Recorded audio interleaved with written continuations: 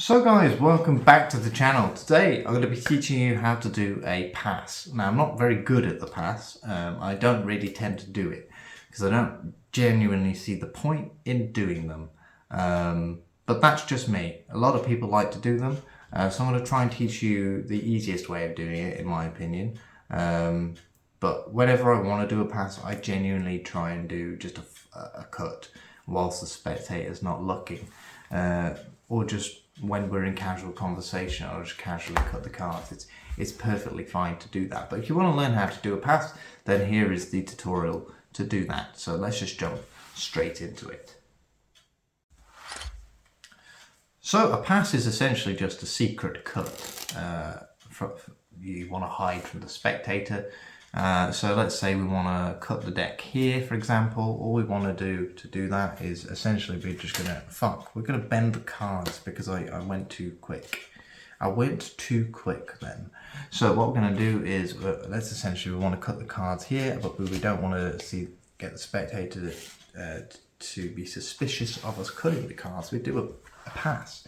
So we'll turn a card face up in the middle. Let's say I want to cut at this point. There we go. That's pretty much what a pass would look like at full speed. I don't know what that looked like from your perspective or if it looked any good. But with all that said, let's just jump straight into how to actually perform it or do a pass.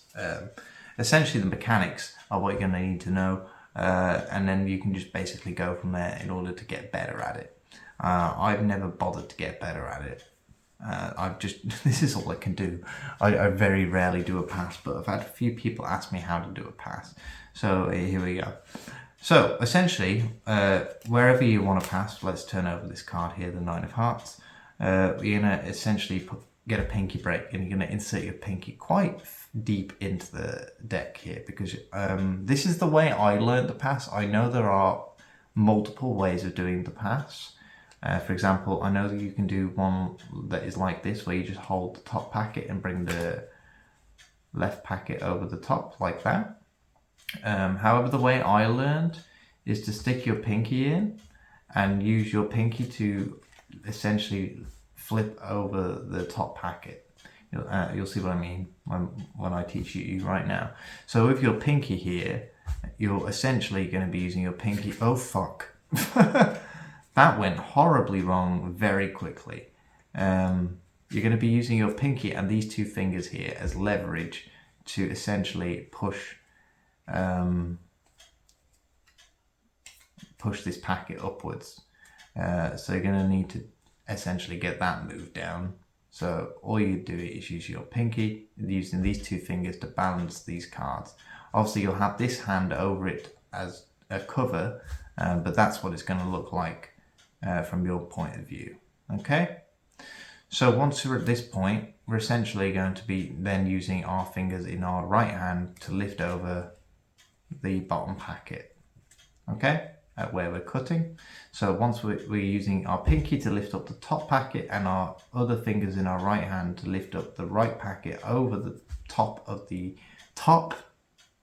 God, over the top of the top. That is what it is. And then we've essentially cut the pack without the spectator seeing. But that is if you do have to do it at a perfect time. You need misdirection. You can't just do that. Obviously, mine's not very good. If you can get it down so it's like very quick and very like flush, like that was pretty good in my opinion. If you can get it to do it like that, but you still need the misdirection, because obviously people are still going to be looking at your hands. If you're doing stuff like this, there's still stuff going on and people are going to see. So you do need people to be distracted when you do a pass. Or you can do different hand movements. So you can move the deck about, just make sure people aren't like watching your hands as you're burning your hands even when you do one. So that is how you do a pass. I know I sound pretty tired, and that is because I am tired. Because I was teaching a different thing before this, but I gave up because I just couldn't get it right. So that is my tutorial on how to do the pass. I hope that was in depth enough. I'm not entirely sure how long I've been recording for.